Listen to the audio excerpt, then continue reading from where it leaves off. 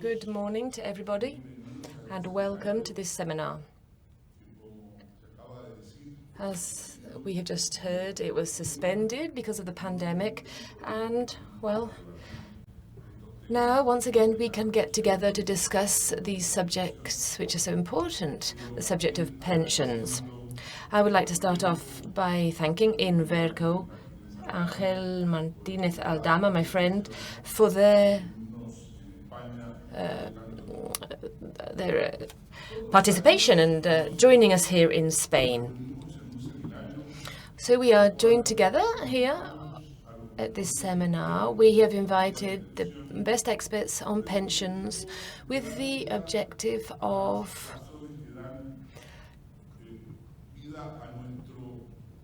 studying and talking about, discussing the real raison d'etre of our organization, which is to look to strengthen and to improve the organization of pensions based on individual capitalization of the savings of workers.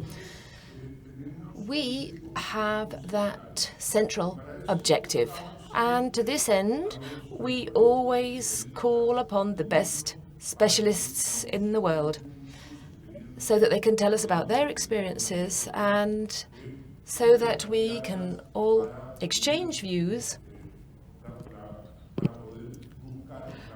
in order to look for the best ways to improve our systems. We have a savings system which is obligatory. So we have to have regulation, and therefore it is not easy to carry out regulatory changes. We have managed to include in the public debate issues which have been very important in our history, such as multi-funds, foreign investment, alternatives, longevity insurance. And I would remind you that these have been dealt with over the course of our seminars with greater or lesser success. They have been incorporated in the legislation of many countries. In this way, the pension systems have been consolidated as strong, robust systems which allow two things. First of all, to establish a robust capital market where they did not previously exist. In some of the Latin American countries, this was the case, and there was a study carried out for several countries, particularly Mexico, Colombia, Peru, and Chile, which realized that the economic growth of all of these countries, well, between 7 and 9% of all that growth arose from the pension system. And this growth of the capitals market did not just lead to macroeconomic figures, but it was also something that was close to people. We're talking about long-term mortgage loans, for example. And this was related to a whole process of savings and investment, and this facilitated the capital market. It also led to qualitative impact, which was easy to predict with the fact that the assets of the pension funds belonged to the workers. And here we're talking about some of the main companies in those countries. The pensions systems became inseparable companions, and they were irreplaceable during the best periods of our countries, and in terms of economic growth and social growth. They managed to overcome poverty, and we grew not just in economic terms, but also in social terms. And, well, I feel that pensions did not always achieve the levels that people expected due to several reasons. Longevity, in other words, the systems, for example, in Chile, which is the oldest one, which began in 1980, longevity grew exponentially during that period, and the interest rate also changed. And during all that time, the contribution rate was maintained at the same level. So there were expectations for the pensions which were then not met. If we talk about the recipe, well, there are two things. We can talk of increasing retirement age and, secondly, increasing the rate of contributions. But what was done? Well,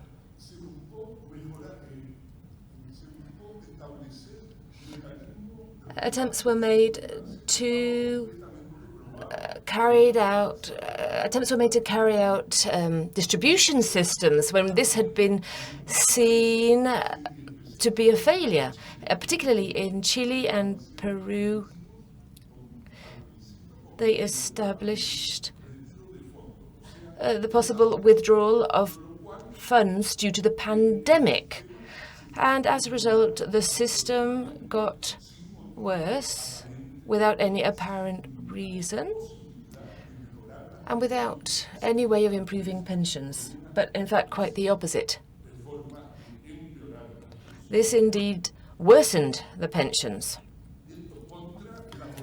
And this was against the wishes of the people who said in all of the surveys, most of the people said that they wanted the funds to go to their individual accounts and not to collective accounts or distribution systems. Right now, there is a populist wave which promises people the same results, but using an easy shortcut. They are working or looking to establish a society with rights, but without duties. And this, without any doubt, is something which is directly headed for failure. In many of our countries, we are observing uncontrolled populism, and we know that populism builds hopes, but then harvests frustration.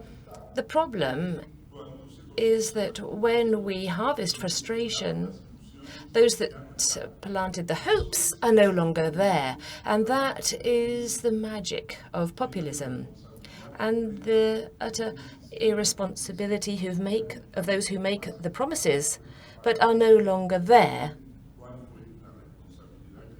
and will never bear that responsibility for what they did. Churchill said something quite severe. He said that the difference between a politician and a statesman is that the politician thinks about the next elections and a statesman thinks about the next generation. For this reason, I believe that in this seminar, without neglecting the subject of pensions, we are going to try to look at the reasons why, after having decades of economic success, which has gone hand in hand with pensions, why all of a sudden we've said, hey, well, let's stop. Let's stop this plane because we're going to get off the plane. Why haven't we been able to persevere and continue with those successes that we have had for all those years in all these countries? There is also always a comparison between what happens in Hispanic countries and Anglo-Saxon countries. There's an answer which is always given by Max Weber. He says that this is the spirit of Protestantism and the ethics of capitalism. Catholicism punishes savings, but Protestantism rewards it. So that's all about ethics. But that is not a satisfactory response in my view, because many of us are still Hispanic with Catholic roots. And so this takes a very deterministic view. I think that we should look for other answers, because we can't think that we are unable to look at the future in a different way. And that is why we have invited other people to carry out an analysis. We have Carlos Rodriguez Brown, who will join us, and he will give us an analysis of this subject. Carlos Rodriguez, he tries to analyze this legend, this black legend about the Hispanic world, and answer this question. And he will tell us that Quixote, before Jefferson, talked about the virtues of freedom, and it's true.